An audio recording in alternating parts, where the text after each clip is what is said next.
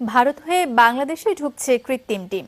অবিকল ডিমের মতো দেখতে জিনিসটি তৈরি হয় বিভিন্ন রাসায়নিকের মিশ্রণে।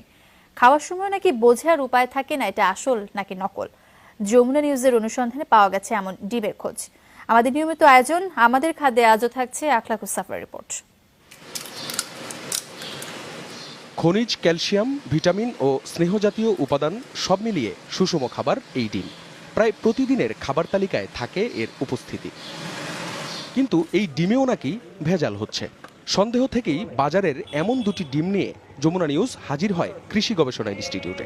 পরীক্ষা নিরীক্ষার পর এই বিজ্ঞানী জানালেন এর একটি আসল, একটি নকল। পচনশীল কিছু জিনিস আছে এর ভিতরে, যেন অ্যালুমিনিয়াম দেয়, অন্যান্য জিনিস দেয়, এটা থেকে ব্যাড স্মেল আসতে পারে।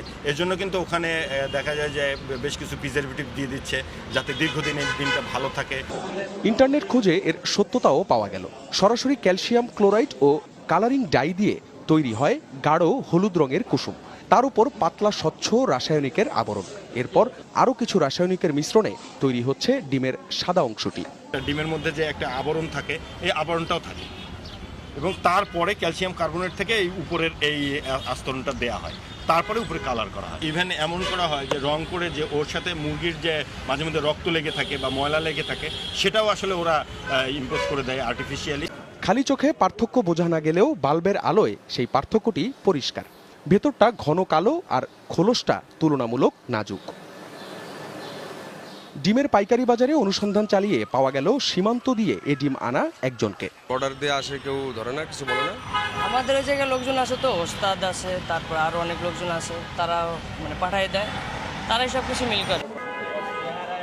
2004 সালে চীনে বিভিন্ন রাসায়নিক দিয়ে প্রথম কৃত্রিম ডিম তৈরি হয়। পরে অবশ্য বিভিন্ন চাপের মুখে তা বন্ধ ছিল। এখন আবার ভারত হয়ে তা প্রবেশ করছে বাংলাদেশে। তবে আসার কথা হলো এর ব্যাপকতা এখনও এতটা বেশি নয়।